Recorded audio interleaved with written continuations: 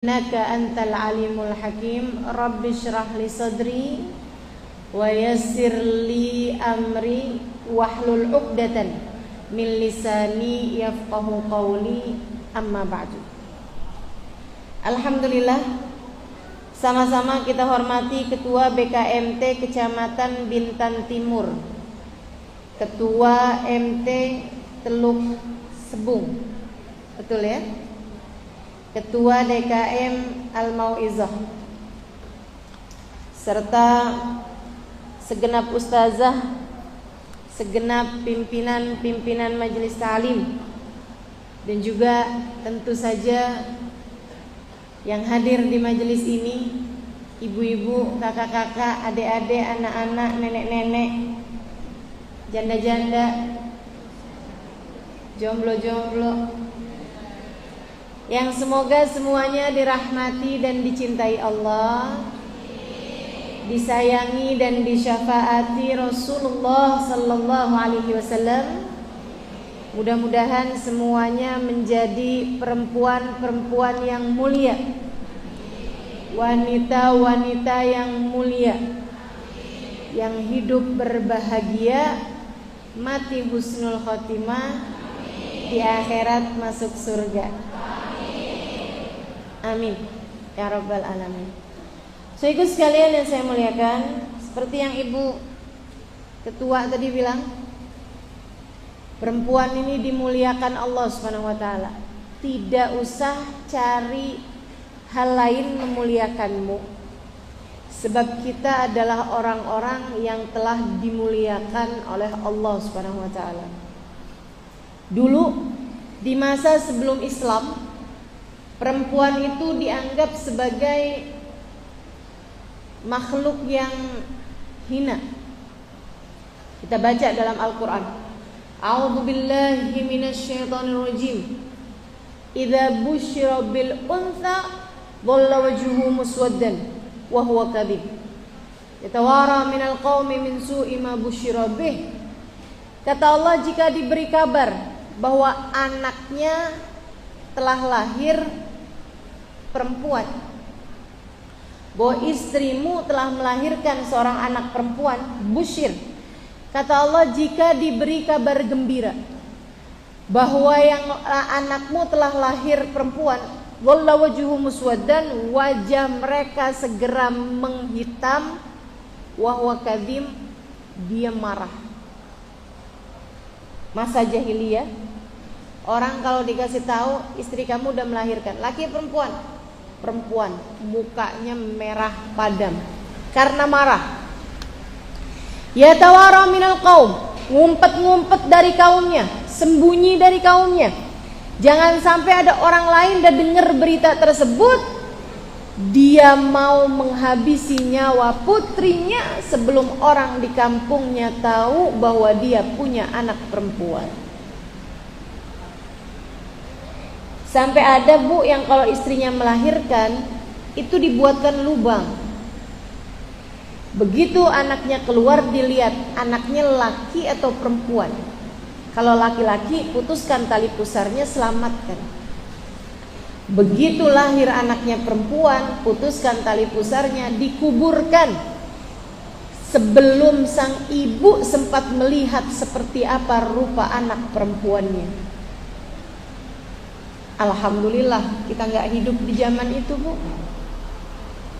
Alhamdulillah. Kalau usianya sampai dengan dewasa, sampai dengan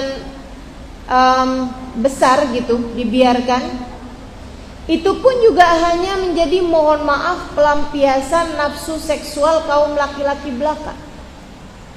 Udah nyampe umur nikah nih, udah masuk usia balik 13 tahun, 14 tahun, itu sama mereka bu dibuatkan bendera di atas rumahnya. Artinya orang di dalam rumah tersebut ada perempuan yang bisa dipakai. Itu nanti laki-laki ngantri. Malam ini Pak Bambang misal, besoknya Pak Irwan, besoknya Pak Andi gitu. sampai perempuan tersebut hamil atau sampai datang menstruasi berikutnya. Nanti kalau udah hamil, dilihat anaknya ketika lahir mirip bapak yang mana.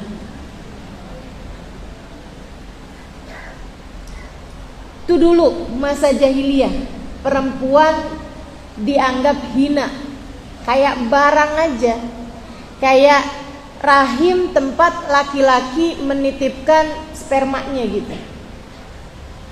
Tempat laki-laki menitipkan anaknya. Dan anaknya itu pun juga harus anak laki-laki. Kalau anak perempuan dikuburkan juga. Bahkan kalau udah menikah nih, misalnya udah nikah gitu ya. Saya pernah dengar nih keterangan dalam salah satu tafsir Quran. Itu ibu-ibu sekalian, masa jahiliyah tuh perempuan jadi istri sekalipun gak dianggap sebagai pasangan hidup. Dianggapnya itu tadi, kayak barang aja. Dan itu bu, perempuan tuh gak boleh ketawa di hadapan suaminya. Perempuan tuh kalau lagi menstruasi itu dikeluarkan dari rumah, nginepnya atau tidurnya tuh di kamar yang di luar rumah gitu. Begitu mereka memperlakukan, bahkan saya pernah dengar itu kalau ada perempuan ketawa di hadapan suaminya, suaminya nggak suka, boleh dicabut satu giginya. Kebayang gak nih? Kalau kita hidup di zaman itu ompong semua kayaknya. Tiap ketawa satu gigi dicabut kan? Masya Allah. Nggak karena dicabut suami aja bu, umur 50 tahun udah ada berapa banyak nih gigi kita yang ompong. Gimana kalau pakai acara dicabut suami bu ya? Masya Allah. Makanya alhamdulillah kita hidup di zaman ini. Hidup di zaman sesudah Islam datang. Hidup di zaman di mana Allah memuliakan derajat kaum wanita. Ditinggikannya derajat kita hingga setinggi-tingginya. Nabi Muhammad menyebutkan tentang anak perempuan, bayi perempuan. Kata Nabi, "Man kana lakum thalas jawari, kanat lahu itqun minan nar." Siapa di antara kalian yang punya 3 anak perempuan,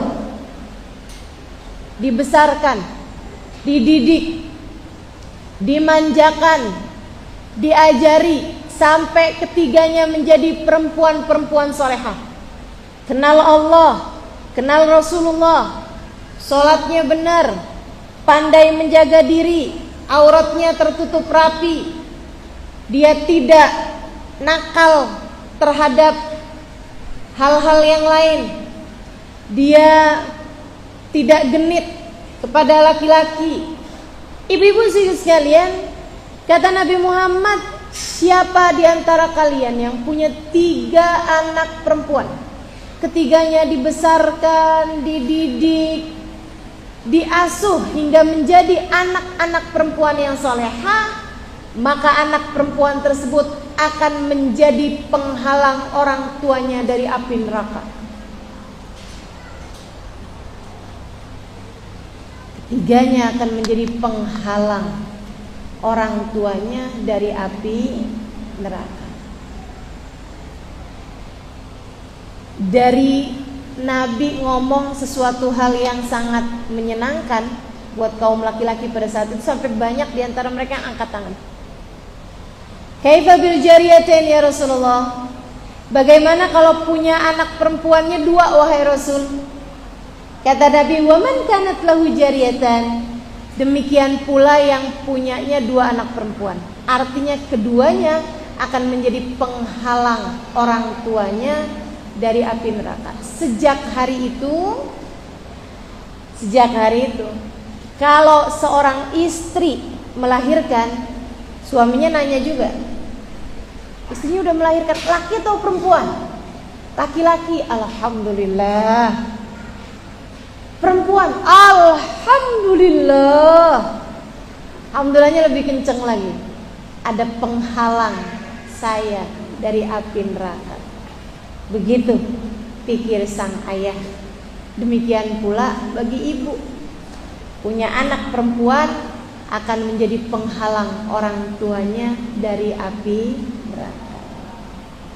Kita nih, semasa kecil kita adalah bidadari-bidadari bagi orang tua kita yang dapat menggandeng tangan orang tua kita menuju surga. Alhamdulillah. Dari yang asalnya dikuburin hidup-hidup, ternyata Allah jadikan sebagai bidadari-bidadari kecil yang menghantar orang tua menuju surga. Ibu-ibu, teman-teman saya sekalian, kalau dia dewasa, kemudian dia menjadi seorang perempuan yang taat kepada Allah, menjadi seorang perempuan yang tumbuh mengenal Allah, mengenal Rasulnya, hidup dengan tatanan agama Islam yang jelas, akhlaknya mulia, ibadahnya benar, hidupnya terjaga. Perempuan tersebut salah satu di antara kelompok orang yang katanya Nabi besar Muhammad sallallahu alaihi wa ala alihi wasallam, sab'atun yudilluhumullah tahta dhilli 'arsy yauma la dhilla illa dhilluh. 7 kelompok orang dinaungi di bawah naungan arusnya Allah di saat tidak ada naungan selain naungannya. Salah satunya adalah syabah nasya'u fi ta'atillah, pemuda atau pemudi yang hidup dalam jalan takwa kepada Allah. Adik-adik jomblo, dek, maksud saya jomblo yang belum menikah ya. Adik-adik sekalian, kamu punya pilihan. Kalau saya lihat sih ya belum tentu. Kamu sekarang belum menikah, belum tentu akan menikah juga. Walaupun saya doain, tetap saya doain. Mudah-mudahan yang belum pada menikah, udah sampai usia menikah, dipertemukan dengan jodoh yang soleh. Kenapa yang amin emak-emak ya ini? Doain anaknya, doain anak. Ada yang doain cucunya juga ya. Ya adik-adik nih, saya doain mudah-mudahan punya pasangan hidup yang bawa kebaikan dunia akhirat. Mau amin takut-takut ibu-ibunya. Sedikit sekalian saya muliakan, tapi bagaimanapun kamu sekarang di masa usia seperti ini belum tentu juga akan menikah. Ya kan begitu? Pelaminan itu sebagai sesuatu hal yang akan datang. Kita nggak tahu apakah datang atau nggak datang. Karena kan memang buat orang yang hidup di atas muka bumi ini nggak ada yang pasti selain mati. Betul Bu? Orang sekolah belum tentu lulus. Orang lulus sekolah belum tentu kerja. Betul gak? Orang masa kecil belum tentu dewasa. Orang dewasa belum tentu nikah. Orang nikah belum tentu punya anak. Ya kan begitu? Gak ada yang pasti nih orang hidup di atas muka bumi selain mati. Yang hidup pasti akan mati. Jadi pelaminan itu adalah belum tentu bagimu. Adik-adik jomblo dengerin saya. Pelaminan belum tentu bagimu. Akan tetapi Allah kasih tahu bahwa kalau kamu hidup sebagai seorang anak perempuan yang terjaga, menjaga dirinya, tidak mau mengerjakan perbuatan-perbuatan dosa. Kamu lihat teman-teman kamu pacaran, kamu tahu pacaran dosa, kamu tidak mau melakukannya. Ada yang dijanjikan dari Allah lebih daripada pelaminan. Apa itu? Berada di bawah naungan arsy-Nya Allah di hari tidak ada naungan selain naungannya. Indah. Pelaminan belum tentu bagimu, tapi ini sesuatu yang tentu jika kamu hidup sebagai hamba Allah yang solehah. Maka jangan pernah pilih dosa dalam hidupmu ini, dan jangan pernah jadikan cinta sebagai alasanmu berbuat perbuatan dosa. Dosa tetap dosa, walaupun sebabnya adalah cinta. Mau-maunya dekat dengan perzinaan, alasannya saya jatuh cinta ustazah, tak sanggup kubohongi rasa yang begitu kuat menghujam dalam hati. Begitu. Jangan jadikan cinta sebagai alasanmu berbuat dosa. Gak pernah dibenarkan. Kamu pikir karena cinta kamu mengorbankan segalanya jadi alasan yang tepat saat kamu menghadapi mungkar nakir? Kamu pikir alasan cinta jadi alasan yang cukup untuk kamu menghadapi pertanyaan di akhirat nanti? Kamu pikir alasan atas nama cinta adalah alasan yang dibenarkan untukmu bisa selamat dari perzinaan meskipun kamu lewat di atas jembatan? Kamu sampai zina berharap bisa selamat ketika lewat jembatan, masuk surga Allah tanpa hisab, tanpa adab. Alasannya saya berzina atas nama cinta. Gak ada, Dek. Gak ada. Kamu harus hidup mulia, menjadi perempuan yang pantas untuk Allah letakkan di atas singgasana dari cahaya di akhirat nanti, di bawah naungan arasnya Allah subhanahu wa ta'ala jalla jalaluhu wa ta'ala azamatuh, yauma la dhilla illa dhilluh, di saat tidak ada naungan selain naungan Allah. Maka yang sabar dalam kehidupan, yang taat menjalankan syiar agama. Dek, saya yakin kamu perlu dengar ini. Nanti kamu tinggal ingat-ingat ucapan saya. Kalau hati kamu lagi terpenjara rindu kepada seorang laki-laki yang tidak halal bagimu, inget-ingetin, wahai diri, saya tahu kamu rindu kepada cinta dan kasih sayang dari laki-laki itu. Akan tetapi kamu harus tahu, ada kasih sayang Allah subhanahu wa ta'ala yang akan jauh kamu rindukan, yang akan jauh kamu perlukan saat kamu sudah meninggal dunia nanti. Maka bersabarlah, hiduplah dengan benar, jalani hidup dengan penuh ketaatan. Ingat, Allah melihatmu, malaikat raqib dan atid mengawasimu dan mencatat semua amal perbuatanmu. Untuk semuanya nanti akan dimintai pertanggungjawaban kelak di hari sesudah kematianmu. Kayak hati-hati jalanin hidup, insya Allah. Dimuliakan Allah. Sekali lagi, kalau kamu jadi anak, kamu adalah bidadari-bidadari kecil yang menghantarkan langkah orang tua menuju surga.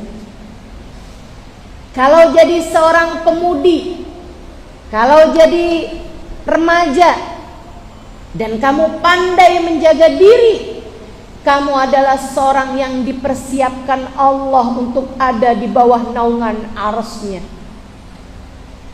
Kalau kamu menikah, banyak para istri di sini.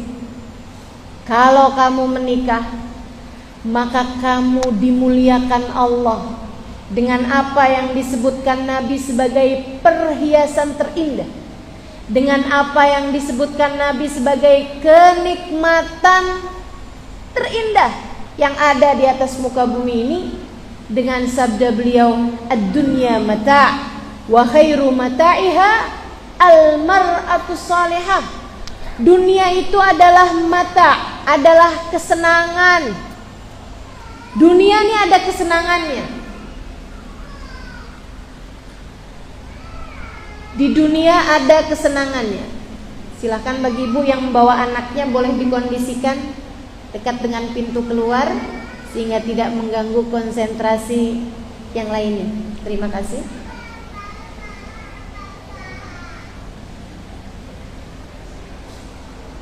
Teman-teman sekalian yang saya muliakan, sampai mana tadi? Ad-dunya mata. Dunia ada kesenangannya. Wa khairu mata'iha al-mar'atu salihah. Seindah-indah kesenangan dunia adalah istri yang salehah. Nabi tuh kayak lagi mau ngasih tahu sama orang laki-laki, kamu punya duit banyak, kamu punya rumah besar, kamu punya mobil mewah, kamu punya tanah luas, perkebunan yang sangat lapang, gak ada, kamu belum tahu kesenangan yang sesungguhnya. Sebab kesenangan yang sesungguhnya adalah memiliki istri yang salehah. Jadi Nabi menyebut kita ini adalah kesenangan dunia tertinggi. Artinya jika ada surga di dunia, maka surga tersebut terletak pada istri yang salehah. Ibu-ibu sekalian, kamu ketika jadi seorang istri, Allah menempatkanmu sebagai sekeping surga Allah di bumi. Kurang mulia apa kira-kira ini? Cuman ya silahkan aja nih ngaca. Para istri silahkan ngaca. Kamu sebagai istri kira-kira nih ya, kira-kira deketan ke disebut surga atau deketan ke disebut neraka bagi suaminya. Suamimu memilikimu kayak memiliki surga atau kayak memiliki neraka? Adakah suamimu nyaman, tenang, bahagia bersama denganmu? Ataukah suamimu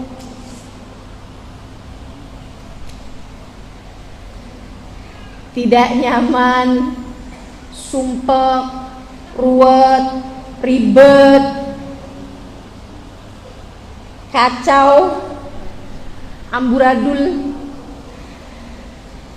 bahkan tersiksa ketika dia berada bersamamu? Ini kayaknya perlu diadakan survei nih ya. Kita nih istri yang surgawi atau istri yang nerakawi? Mudah-mudahan semua yang hadir di sini jadi istri yang solehah. Amin.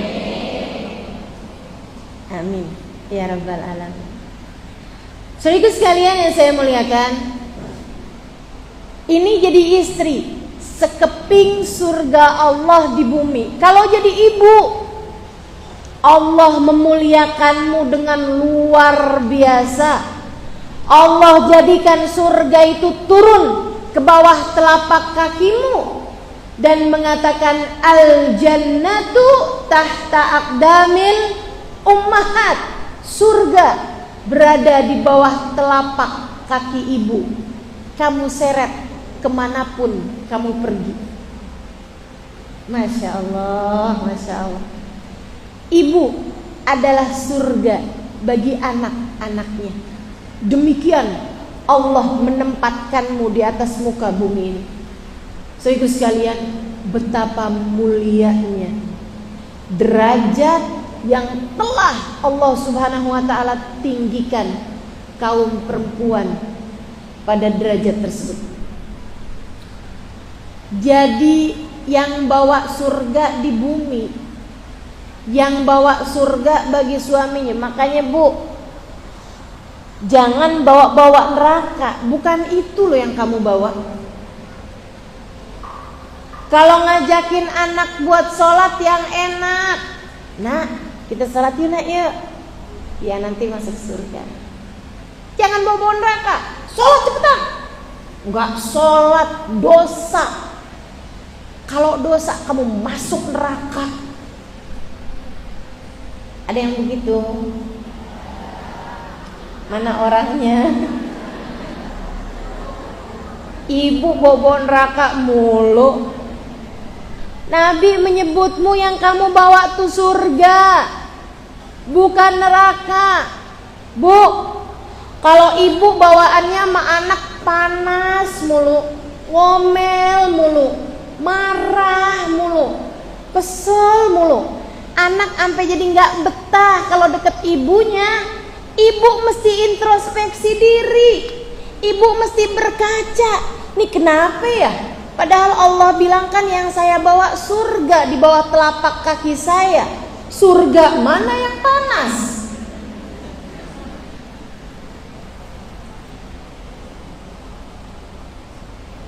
Kenapa anak saya merasa tidak nyaman bersama dengan saya? Jangan-jangan selama ini saya belum jadi ibu yang solehah. Jangan-jangan selama ini saya belum jadi ibu yang dapat menghadirkan surga bagi anak-anakku. Jangan-jangan selama ini saya belum jadi ibu yang mulia, yang Allah letakkan surga di bawah telapak kaki saya. Mudah-mudahan habis dari sini semua ibunya biar jadi ibu yang mulia, ibu yang solehah, istri yang solehah, anak remaja yang solehah, anak kecil yang solehah, insyaallah. Amin ya rabbal alamin. Saudara sekalian saya muliakan, menjadi wanita yang mulia seperti yang Allah Subhanahu wa taala inginkan. Halo? Menjadi wanita yang mulia seperti yang telah saya sebutkan tadi dari kemuliaan, mendekatkanmu kepada surga. Coba tuh ibu perhatiin, di masa kecil jadi bidadari penghalang orang tua dari neraka. Artinya kan mengantar orang tua ke surga. Jadi istri jadi sekeping surga Allah di bumi. Jadi ibu bawa surga kemana-mana. Artinya perempuan yang solehah sangat dekat dengan surganya. Artinya perempuan yang mulia sangat dekat dengan surga. Kalau sampai kita meninggal dunia nggak masuk surga, itu artinya kamu telah menyia-nyiakan potensi surga yang telah Allah Subhanahu wa taala berikan kepadamu semasa hidupmu di atas muka bumi ini. Jangan sampai surganya kelepas, padahal kamu sebagai wanita sudah didekatkan dengan surga sedekat itu. Gimana caranya? Yuk kita bahas. Gimana caranya biar kita yang sudah dimuliakan Allah dengan segala kemuliaan-kemuliaan surgawi ini, tidak kita sia-siakan potensi itu, tidak kita sia-siakan kesempatan itu, tetap mulia sampai mati, hingga mati kita husnul khotimah, di akhirat masuk Gimana caranya?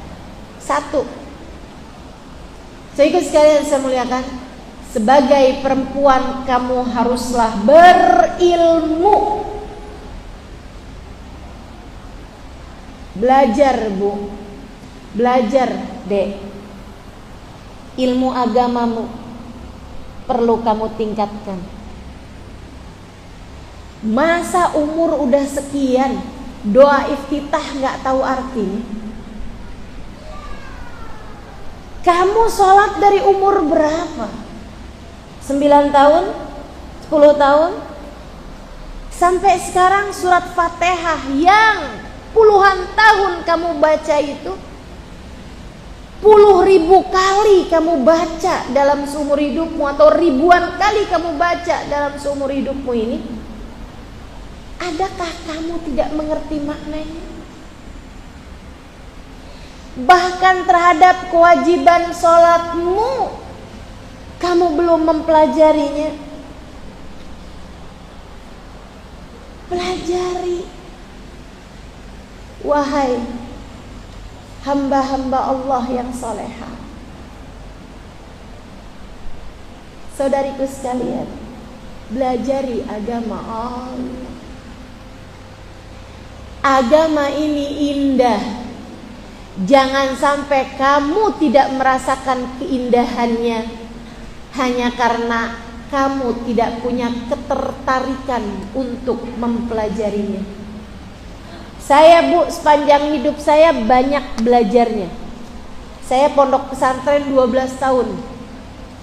Dari di Jawa sampai ke Tarim, Hadramaut, Yaman. Saya belajar di Dalwa, Jawa Timur, Pasuruan. Saya belajar di At-Tauhidiyah, Tegal, Jawa Tengah. Saya belajar di Al-Anwar, Sarang, Rembang, Jawa Tengah. Saya belajar di Daruz Zahra, Tarim, Hadramaut, Yaman. 12 tahun. Dan di 3 tahun terakhir, 4 tahun terakhir, saya banyak mengajar daripada belajarnya. Teman-teman sekalian saya muliakan, saya terus belajar sampai dengan sekarang. Habis nikah saya sempat balik pondok pesantren lagi. Kemudian sesudahnya 6 bulan di sana saya mengajar sampai di zaman sekarang ini. Saya udah mengajar di Jakarta di tahun 2003 sampai dengan sekarang, teman-teman saudara sekalian. Lama waktunya, udah 20 tahun saya mengajar di Indonesia ini dan terus belajar bersama dengan itu. Segitu panjangnya masa belajar saya, masih banyak sekali ilmu agama yang belum saya kuasai.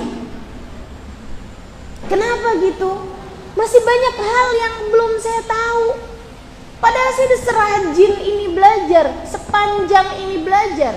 Kenapa? Karena agama kita ini sangat luas sekali. Dan ilmu adalah merupakan sesuatu hal yang indah.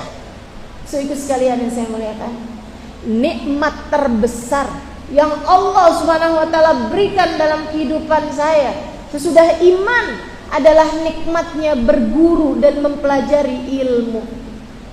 Seneng loh Bu, seneng loh Dek, seneng loh Nak, kalau kamu baca Quran ngerti artinya. Saya ingat sekali zaman saya kecil, abah saya itu seneng baca Al-Quran, sering baca Al-Quran. Dan beliau itu sangat tertarik buat ngerti maknanya Quran. Sampai ketika saya pesantren, baru pesantren setahun 2 tahun, abah saya nanya, "Nak, kalau abah baca Quran, kalau kamu dengerin Quran, kalau kamu baca Quran, kamu ngerti gak artinya?" "Ya belum Bang, baru juga mondok setahun." Hampir setiap tahun abah tuh kalau nanya sama saya, "Kalau kamu baca Quran, kamu ngerti gak artinya?"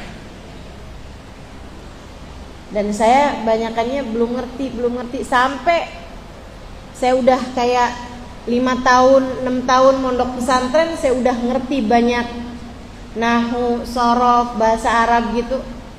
Dan saya udah mulai baca kitab-kitab tafsir.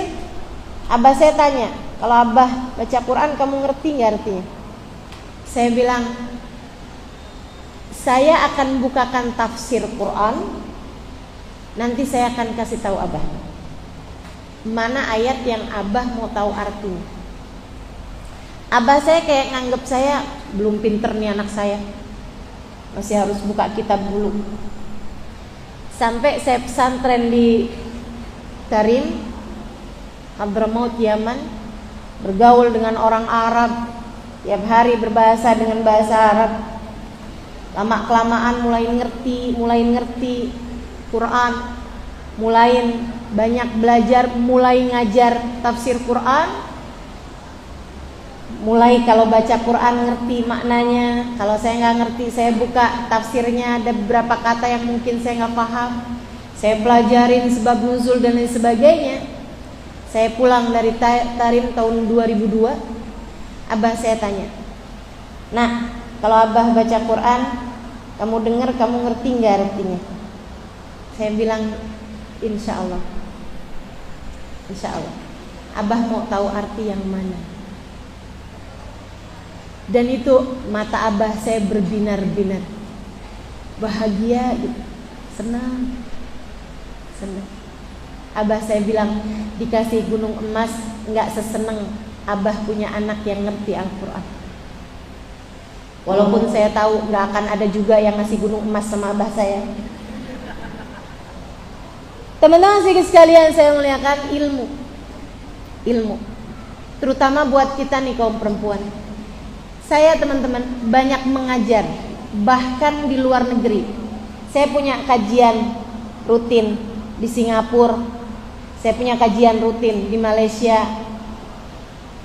Brunei pernah mengundang saya, Thailand, Australia, kemarin Jepang.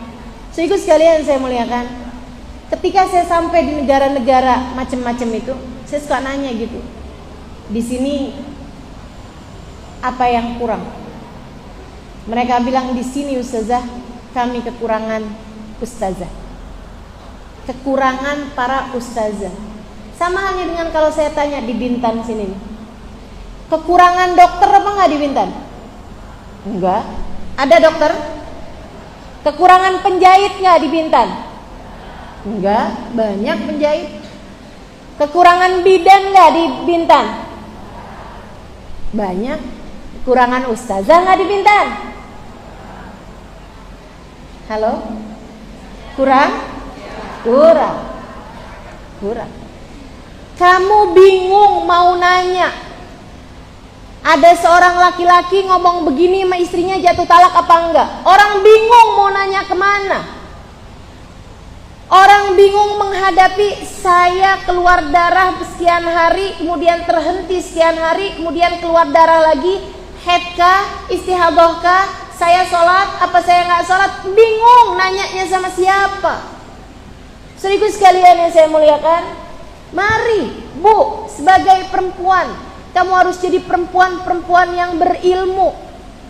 Kalaupun tidak dirimu, milikilah niat untuk memiliki anak-anak atau bahkan cucu-cucu yang mudah-mudahan menjadi orang-orang yang berilmu.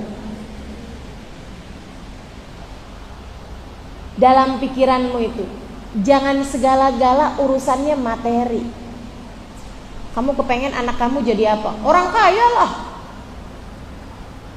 Urusannya pengen kaya aja. Sehingga sekalian, mari pelajari ilmu agama. Nikmat luar biasa, indah. Nggak ada yang lebih indah daripada kamu mengerti siapa penciptamu, kenal, merasakan kehadirannya.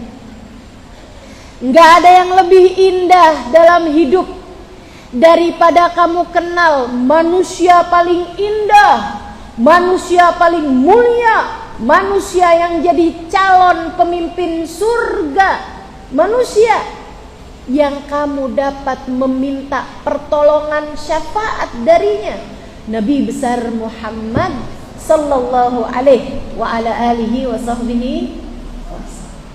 Jadi syarat kalau kamu kepengen jadi perempuan mulia, berilmu. Pelajari.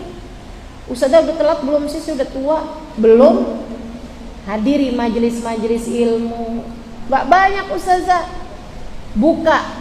Sekarang ini banyak banget nih, sekarang nih saat saya menyampaikan ini apa yang saya sampaikan didengar orang. Ribuan orang ikut mendengarkan.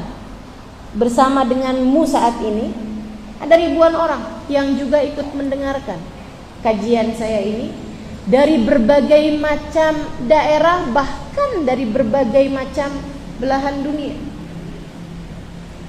Kenapa begitu? Karena disampaikan lewat media-media. Saat ini juga nih ada YouTube saya yang sedang berjalan, ada live Instagram saya yang sedang berjalan dan didengarkan orang. Begitu pula besok saya ada di Batam, besoknya lagi saya ada di Jakarta, besoknya lagi saya ada di Tangerang, besoknya lagi saya ada di mana-mana. Kamu bisa ikut serta mendengarkan, sehingga kamu bisa terus-terusan mendapatkan tambahan-tambahan ilmu. Dan mendapatkan tambahan ilmu itu adalah doa yang seharusnya setiap hari kita panjatkan. Allah memerintahkannya bahkan kepada Nabi Muhammad dengan mengatakan waqul rabbi zidni ilma. Berdoalah wahai Muhammad, rabbi zidni ilma, ya Allah tambahkanlah untukku ilmu.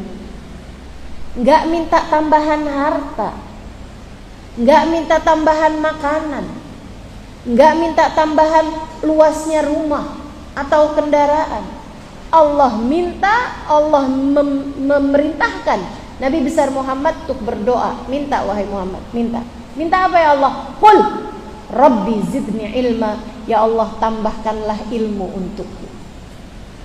Sebab itu Nabi Muhammad sampai bilang, hari di mana matahari terbit di dalamnya, tapi ilmu saya tidak bertambah, tidak ada berkah dari terbitnya matahari pada hari tersebut. Nabi menganggap gak ada kebaikan untuk hari yang ilmu beliau tidak bertambah. Yuk kita mau gitu juga, belajar setiap hari. Ibu sambil masak bisa sambil dengerin kajian. Ya Bu, tinggal buka YouTube Bu, kajian banyak. Ibu tinggal pengen tahu apa, pengen tahu siapa, pengen kenal Nabi Muhammad, tuh buka tuh. Indahnya Nabi Muhammad, banyak kajian-kajian dari para ulama-ulama. Dengerin, simak, biar kenal.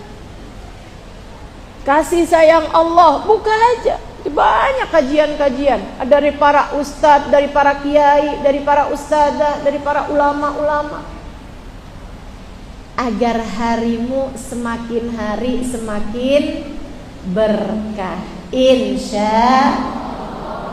Itu satu, kalau mau mulia harus punya ilmu.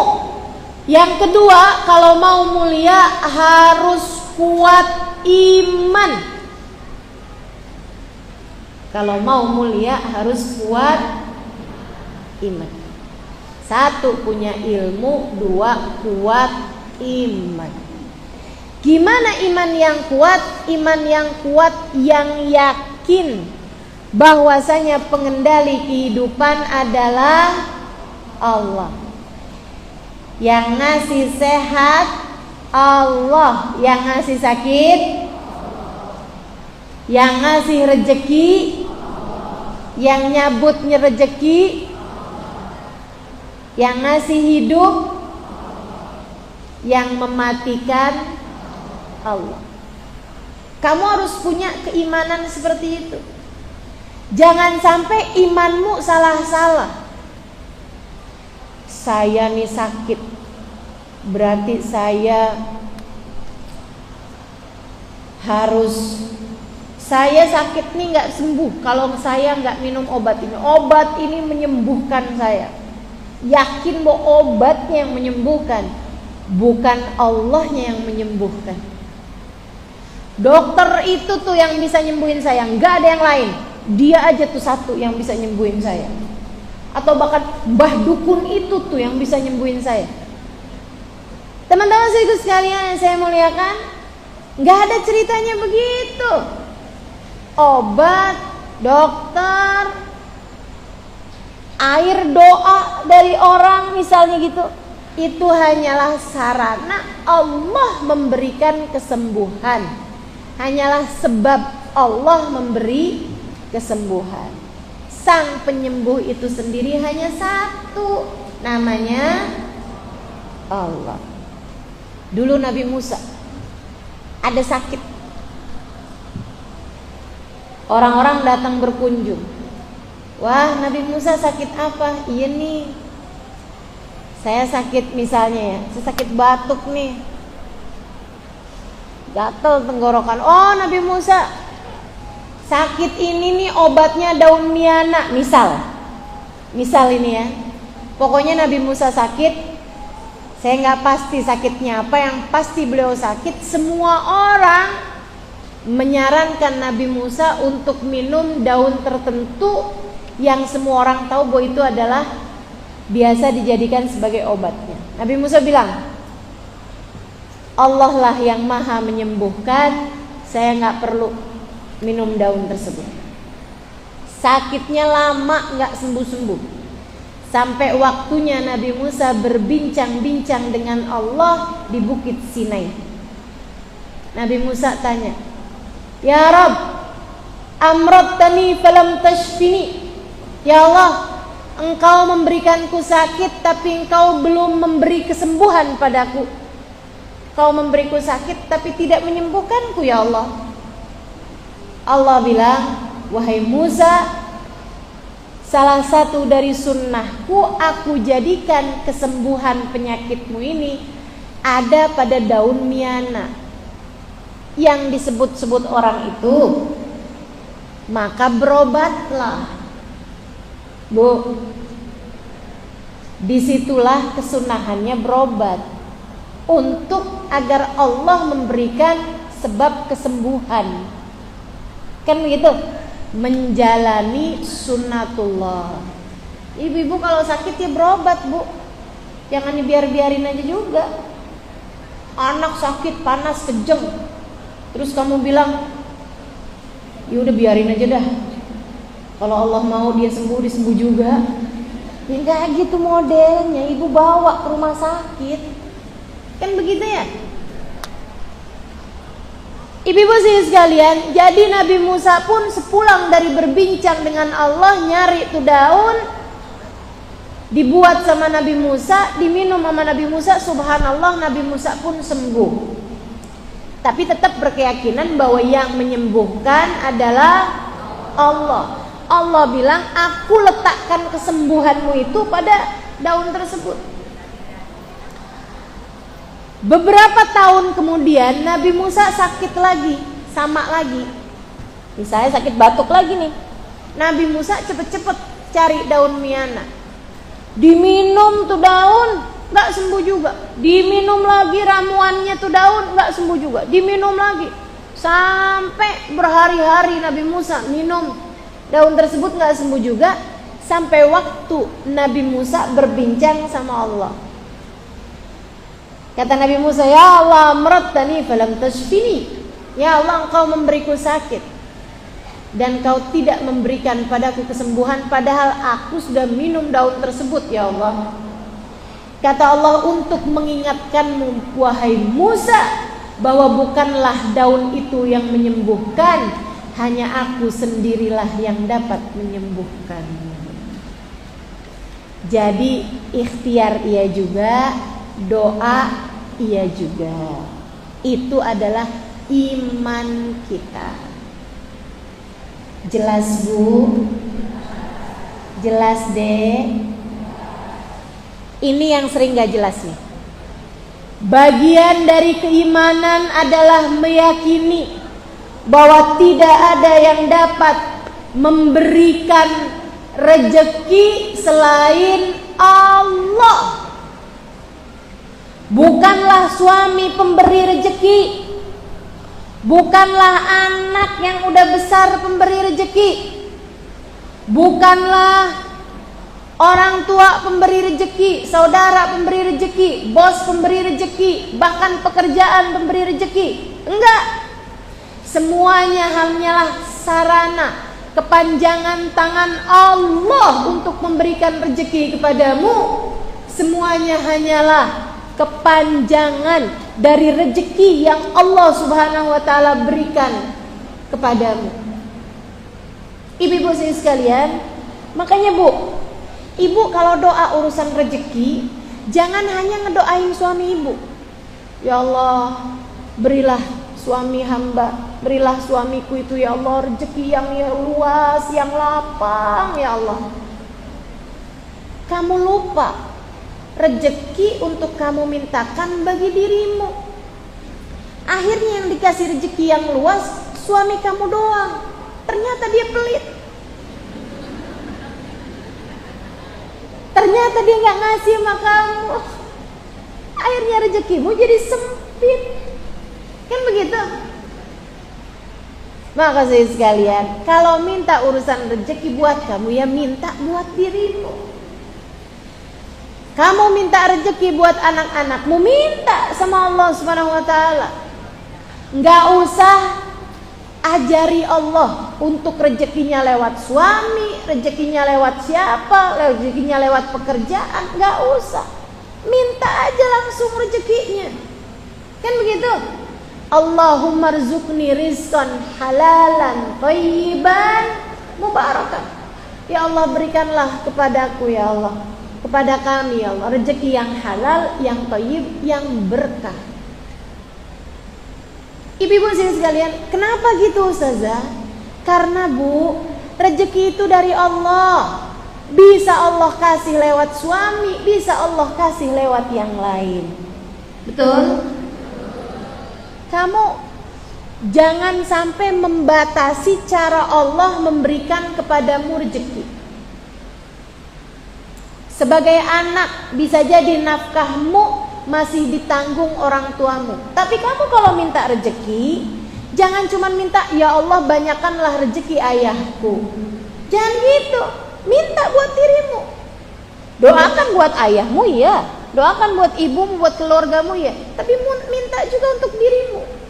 Sebab kalau kamu berpikir bahwa ya Allah lapangkanlah rezeki ayahku biar dia memberi kepadaku, kamu membatasi pemberian rizkinya Allah hanya dari ayahmu saja.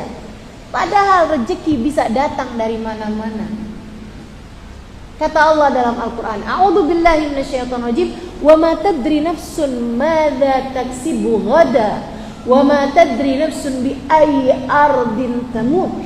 Seseorang gak tahu dia akan pergi kemana, apa yang akan dia lakukan esok hari, apa yang akan dia makan esok hari. Ibu tahu besok makan apa? Hah? Dek, kamu tahu besok makan apa? Gak tahu. Dari mana datangnya rezeki itu kamu tahu? Enggak tahu. Bisa jadi dari suamimu, bisa jadi dari tetanggamu kirim berkatan nasi. Betul? Bisa jadi kamu hadir kondangan dapat berkatan, bisa jadi kamu ditraktir teman. Kita enggak pernah tahu. Maka urusan rezeki tak ada pemberi rezeki selain Allah. Allah bisa lewatkan dirimu langsung.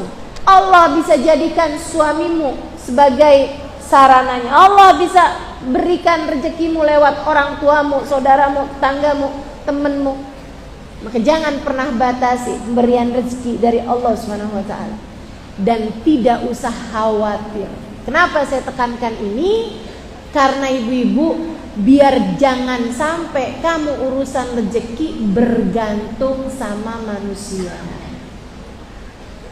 Kalau suami saya pensiun, bagaimana saya bisa makan?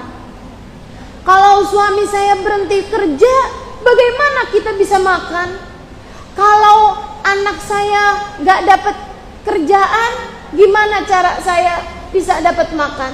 Ibu-ibu sekalian, Sebelum kamu ada di atas muka bumi ini, masih dirimu ada dalam janin ibumu, Allah sudah sampaikan rezeki kepadamu tanpa kurang-kurang. Gak ada di antara kita yang waktu di USG sama dokternya bilang, wah kesian nih anaknya stres mikirin makan. Ada yang begitu? Gak ada. Ibu-ibu sekalian, rezekimu sampai kepadamu bahkan saat kamu berada dalam rahim ibumu. Akankah menurutmu rezekimu tidak sampai padamu padahal kamu ada di atas muka bumi ini? Jangan sampai ragu-ragu. Allah lah satu sang pemberi rezeki. Para ulama menyampaikan kalimat yang sangat indah sekali. Mereka bilang, jangan takut walaupun kamu tidak tahu alamat rezekimu, alamat rezekimu tahu alamatmu. Jangan takut meskipun kamu tidak tahu rezekimu ada di mana, rezekimu tahu kamu ada di mana, dia akan sampai padamu mau atau tidak mau. Yang jadi rezekimu pasti sampai padamu mau atau tidak mau.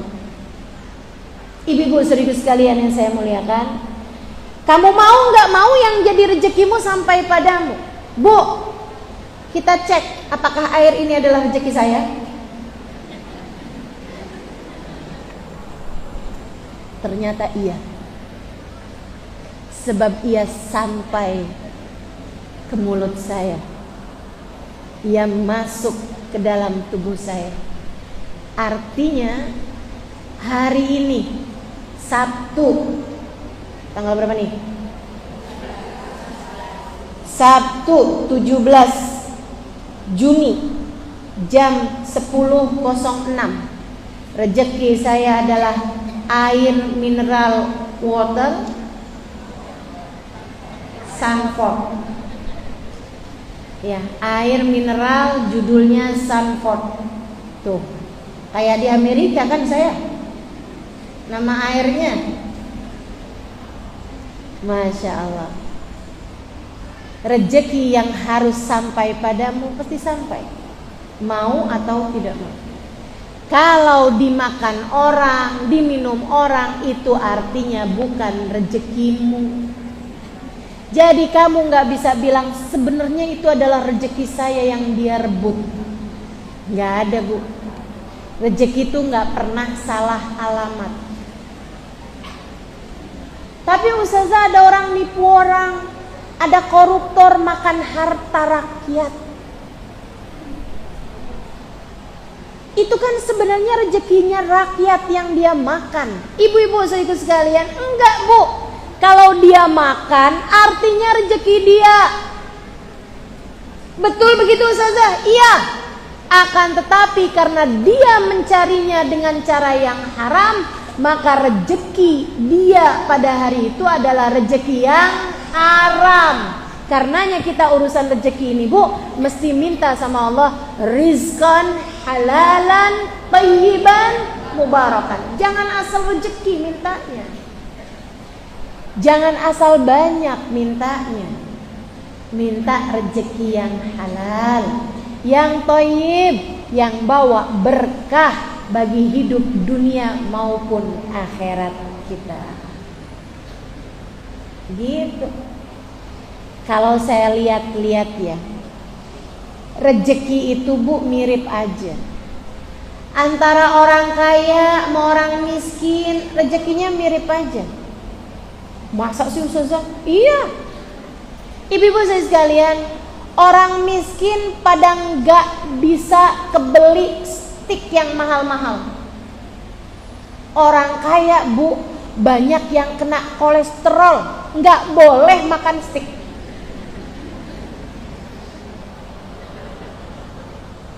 Sama aja kan? Betul? Orang gak punya duit banyak gak bisa sering-sering kebeli daging. Orang-orang yang punya duit banyak, sama Allah banyak dikasih pantangan gak boleh makan. Sama aja, rezeki itu udah ditaker sama Allah. Lagi pula ya Bu ya, saya kasih tahu nih. Enak gak enak itu Bu, urusannya bukan seberapa enak, itu urusannya bukan seberapa mahal makanan, akan tetapi seberapa lapar waktu kamu makan. Betul gak?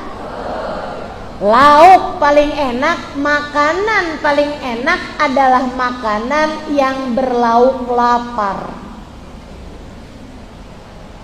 Tempat tidur paling nyaman adalah rasa ngantuk.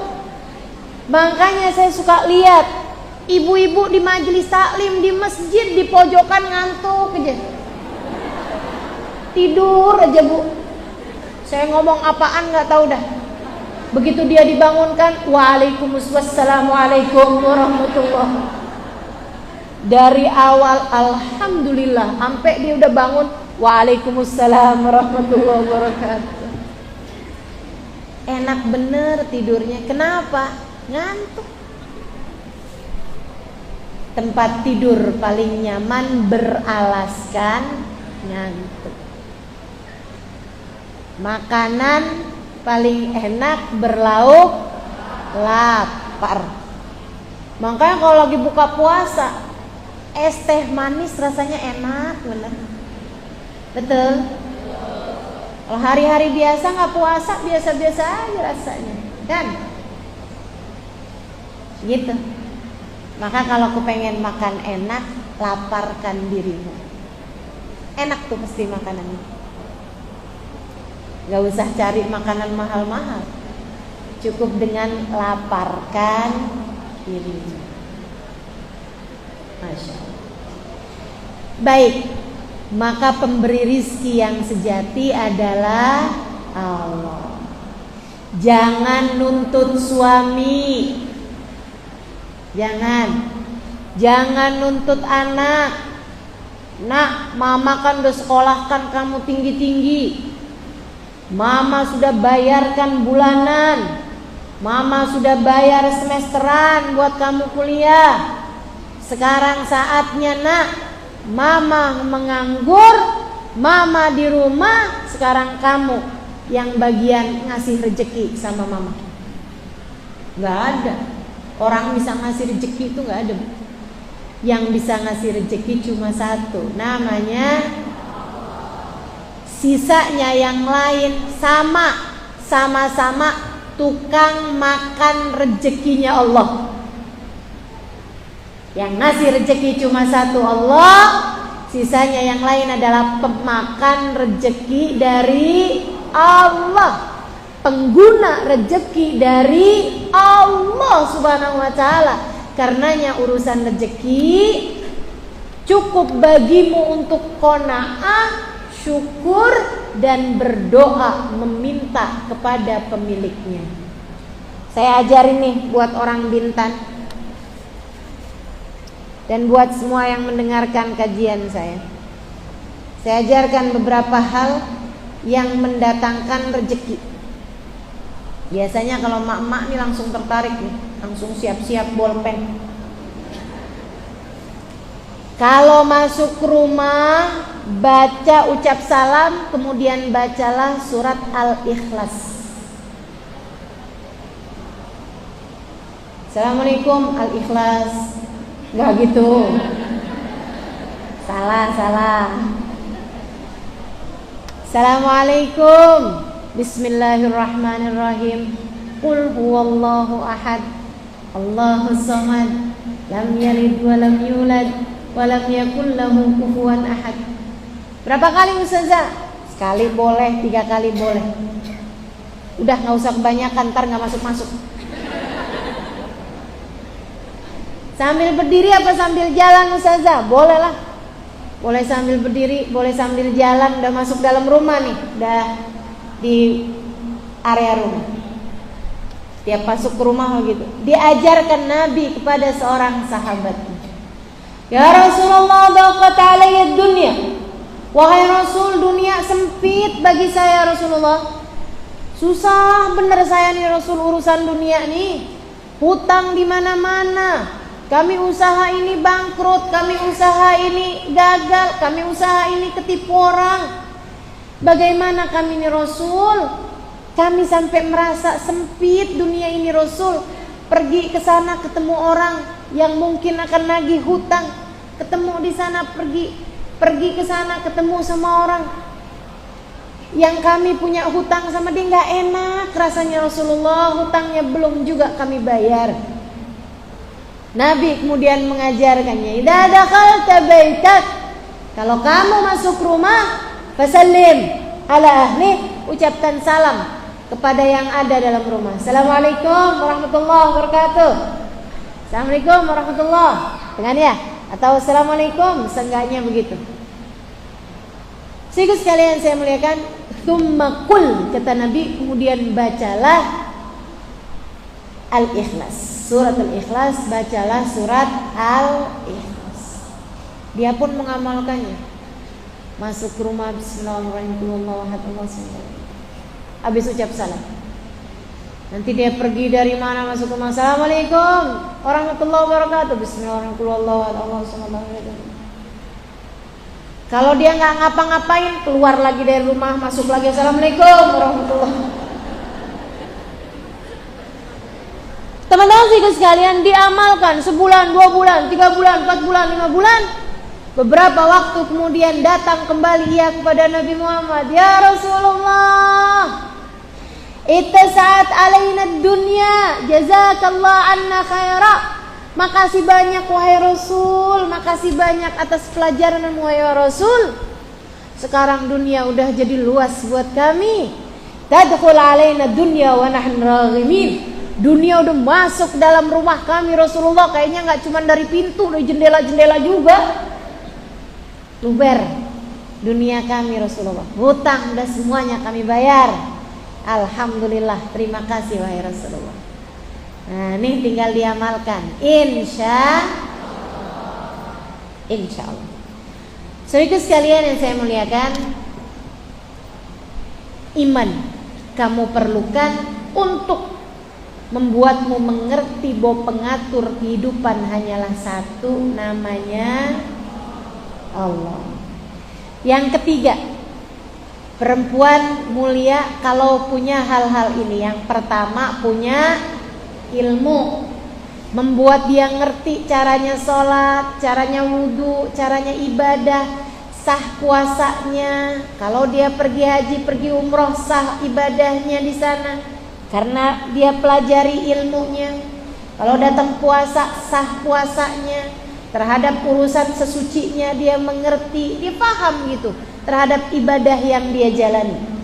Itu harus punya ilmu. Yang keduanya harus punya iman yang kuat.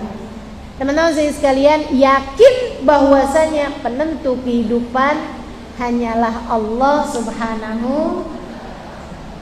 Yang ketiga, kalau kamu kepengen jadi perempuan mulia, taatlah kepada perintah-perintah Allah.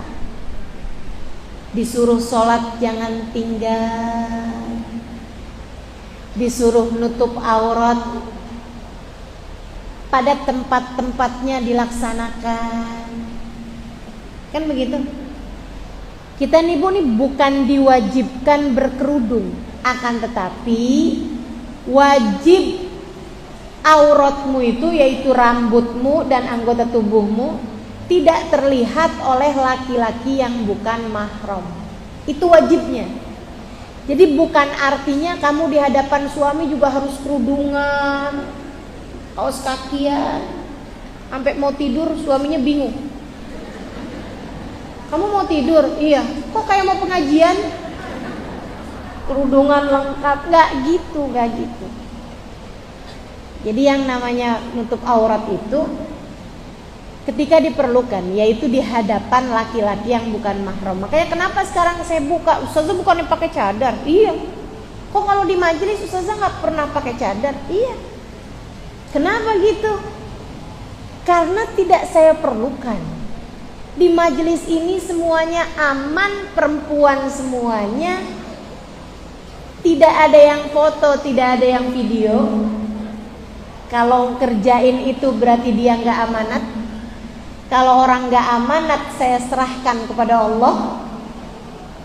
Allah yang ngerti gimana memperlakukan dia. Kan begitu ya? Makanya udah aman-aman, nggak usah. Kalau mau rekam suara nggak apa-apa, silakan aja. Silakan aja. Teman-teman sekalian yang saya muliakan, ini kalau di hadapan perempuan semua saya buka gitu. Biar kenapa? Biar saya dapat pahala yang lain. Pahala apa? Pahala sedekah senyum kepada saudari-saudari saya. Ihtisamak ala wajhi akhikal muslim sadaqah. Kata Nabi, senyummu di wajah seorang muslim kalau laki-laki, senyummu di wajah muslimah kalau perempuan bernilai sedekah. Ibu-ibu aja, antara ngelihat saya pakai cadar sama nggak pakai cadar, senengan mana bu? Senengan kan nggak pakai cadar ya bu, biar gimana kan senyum saya manis bu. Ibu-ibu sih sekalian yang saya muliakan, nah gitu itu aturan namanya taat dalam beragama berdasarkan dengan ilmu yang sudah kita pelajari dari agama. Ilmu, iman, taat. Yang taat ketika diperintah. Dilarang sama Allah jangan deket-deket. Dilarang apa? Dilarang mengubah bentuk. Apa tuh? Operasi plastik, hukumnya haram. Kecuali darurat. Darurat tuh gimana? Tabrakan. Mukanya hancur. Nah, kalau kayak beginian nih mah harus dioperasi, Bu. Ya kan? Nah, Ustazah ini kecelakaan juga nih Ustazah. Kenapa kecelakaan? Suami saya naksir perempuan lebih cantik dari saya. Jadi saya harus operasi plastik biar saya lebih cantik dari perempuan itu. Kecelakaan bukan tuh Bu? Bukan. Bu, gak bener pemikiran bahwa suamimu meninggalkanmu karena kamu kalah cantik. Itu gak benar. Gak ada. Kadang-kadang Bu, perempuan yang laki-laki berselingkuh dari perempuan tersebut tidak lebih cantik dari istrinya. Betul gak Bu?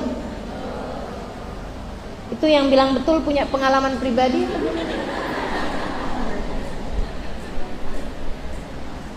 Enggak betul. Jadi ibu yang taat ketika diperintah. Sama Allah dibilang enggak boleh, jangan deket-deket. Enggak usah mau mendekat kepada dosa apapun bentuknya. Sama Allah dilarang buat fitnah. Sama Allah dilarang buat makan harta warisan orang. Harta warisan saudaramu jangan kamu kuasai. Hartanya hukumnya haram. Naudzubillah. Kalau ada barang haram masuk dalam perutmu, ibu-ibu saudariku sekalian, teman-teman semuanya, adik-adik semuanya, kalau ada barang masuk dalam perut kita, 40 hari sholat kita gak diterima sama Allah. Kamu kalau sholatnya gak diterima sama Allah, mau berharap siapa yang menerimanya? Selama makanan tersebut ada dalam perutmu, sholatmu tidak akan didengar, doamu tidak akan didengar oleh Allah. Dan bahayanya kalau dia berubah menjadi darah daging, kamu bawa sampai kamu mati. Kullu lahmin nabata min suhtin fannaru aula bih. Kata Nabi Muhammad, darah daging yang terbentuk dari sesuatu yang haram, neraka adalah tempat kembali paling layak baginya. Serem. Mudah-mudahan Allah jaga kita dari semua yang haram-haram. Makanya kita harus berani bilang sama suami kita. Kalau suamimu yang kerja, bilang sama suami, Bang, Nggak apa-apa walaupun kita hidup sederhana. Nggak apa-apa meskipun kita makan tiap hari ala kadarnya. Saya kuat untuk beli baju baru hanya di Idul Fitri, Idul Adha. Nggak apa-apa bang, walaupun saya nggak punya barang-barang mewah kayak teman-teman saya. Saya hanya tidak tahan kalau sampai saya harus masuk ke dalam api neraka. Saya nggak tahan kalau sampai kita terpisah di akhirat nanti, anak-anak yang kemudian tidak jelas tempat kembalinya di mana. Maka bang, jangan pernah berani bawa harta haram masuk ke dalam rumah kita. Gitu istri yang soleha, ngajarin taat sama suaminya. Jangan malah sebaliknya, iuran ini sekian, bayar sekolah sekian, ini sekian. Saya nggak peduli duitnya dari mana, maling juga terserah. Yang penting besok hari harus sudah ada. Itu istri apa preman? Kerjanya kenapa tukang malak begitu tuh? Ya Allah, yuk taat sama Allah. Sholat jangan tinggal, ibadah jangan tinggal, doa jangan tinggal. Insya Allah kalau dikerjakan, kita jadi perempuan-perempuan mulia yang pantas masuk ke dalam surga. Hal terakhir, ingat nggak tadi yang pertama apa? Yang kedua, yang ketiga, amal soleh taat. Dan yang keempat, teman-teman saudaraku sekalian, kamu kalau pengen jadi perempuan mulia, kamu harus punya ini. Apa? Bersihnya hati. Penting banget, penting banget. Sebab surga, sebab mulia, itu kan tergantung pandangan Allah. Allah berhak memasukkan hambanya ke dalam surga yang dia kehendaki. Allah berhak memuliakan hambanya yang dia kehendaki. Siapa di antara kita yang paling mulia? Pada akhirnya adalah yang diberi kemuliaan oleh Allah, yang dianggap mulia di sisi Allah. Dan masalahnya, Allah itu menilai bukan kepada badan, akan tetapi yang Allah nilai adalah hati kita. Nabi Muhammad mengatakan dalam salah satu hadisnya, innallaha la yanzur ila suwarikum wala ila absyarikum walakin yanzur ila qulubikum. Sungguhnya Allah tidak melihat kepada badan kalian ada di mana. Sungguhnya Allah tidak terlampau melihat badan kalian lagi ngerjain apa. Akan tetapi yang jadi pusat pandangan Allah adalah hati kalian sedang merasa seperti apa, ada siapa di dalam hatimu, bagaimana keadaan hatimu. Hati yang dipenuhi dengan dendam, hati yang dipenuhi dengan permusuhan akan sulit untuk bisa menjadikan pemiliknya sebagai seorang yang mulia di sisi Allah. Kamu pengen mulia, bersihin hatimu. Bersihin hatimu. Jangan cintai apapun dan siapapun lebih daripada cintamu kepada Allah dan Rasulnya. Jangan cintai apapun dan siapapun lebih daripada cintamu kepada Allah dan Rasulnya. Jangan cintai handphone lebih daripada cintamu kepada Allah. Jangan cintai suami lebih daripada cintamu kepada Allah. Kamu harus jadi istri yang soleha. Betul, betul. Akan tetapi jangan cintai suamimu lebih daripada cintamu kepada Allah. Sampai ketika suami memerintahkan padamu sesuatu yang haram, kamu pun meninggalkannya karena berharap keridhaan suami dengan meninggalkan keridhaan Allah padamu. Kok sekarang kamu bajunya buka-bukaan? Iya, suami saya minta. Suami saya gak bolehin saya pakai kerudung. Ya gimana dong? Saya pun lepas kerudung. Kok kamu sekarang hidungnya lebih mancung? Iya, disuruh suami operasi plastik. Saudariku sekalian yang saya muliakan, suamimu bukan pemberi rezeki bagimu, suamimu bukan penentu hidupmu, suamimu bukan penjamin husnul khatimah atau husnul khatimah dirimu, suamimu bukan penjamin surgamu teman-teman. Ia adalah jalanmu menuju surga kalau kamu memuliakannya. Akan tetapi sesungguhnya pemberi surga hanya satu yang memilikinya, yaitu Allah. Maka jangan pernah jadikan siapapun dan apapun lebih kamu cintai daripada Allah. Pengen dapat rezeki yang banyak sampai mau-maunya ngerjain hal-hal yang diharamkan sama Allah. Jadi simpenannya laki-laki di Singapura, dikawin enggak, diajak zina iya, cuman karena berharap transferan setiap bulan. Jangan mau deh, jangan. Hati-hati. Hatimu tuh letakkan Allah di dalamnya. Hatimu taruh Allah, biarkan Allah bertahta di dalam hatimu.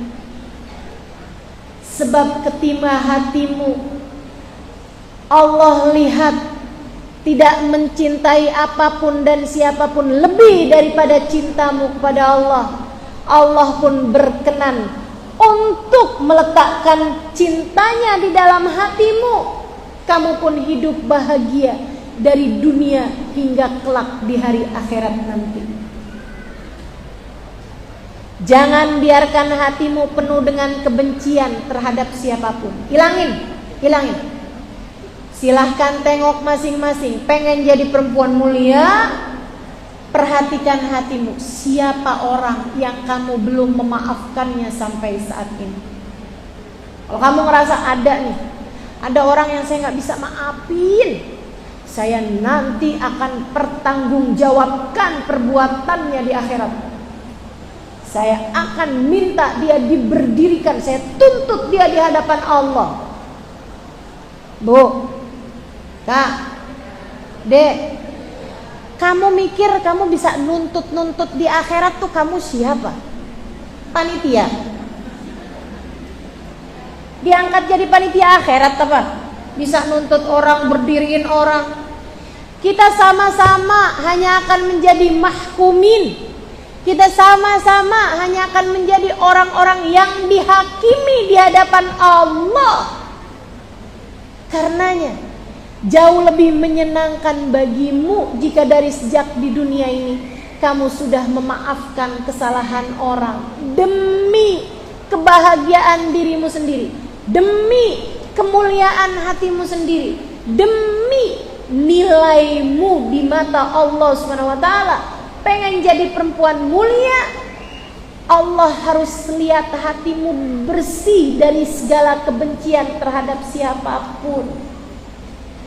Sehingga Allah lihat hati yang bersih layak dituruni cinta, hati yang bersih layak dituruni rahmatnya, hati yang bersih layak dituruni keridhoannya. Semoga Allah Subhanahu wa taala berkenan membersihkan hati-hati kita, insya Allah. Keempat hal itu jika kamu memilikinya: ilmu, iman, taat atau ibadah ya. Dan juga yang keempat, kebersihan hati. Jika keempatnya dimiliki, kamu layak untuk menjadi perempuan-perempuan berpredikat mulia di sisinya. Ala hadhihi niyyah wa bi kulli niyatin salihah. Kita baca suratul Fatihah. Mudah-mudahan Allah jadikan ilmu kita bermanfaat. Mudah-mudahan semudah ibu-ibu mendengarkannya, adik-adik mendengarkannya, semudah itu pula kita dikaruniai kemampuan untuk mengamalkannya. Semoga kita semua menjadi hamba-hamba mulia di sisinya. Ala hadhihi niyyah wa bi kulli niyatin salihah jami'ah syamilah ila hadratin Nabi Muhammad sallallahu alaihi wa ala alihi wa sahbihi wasallam. Al-Fatihah.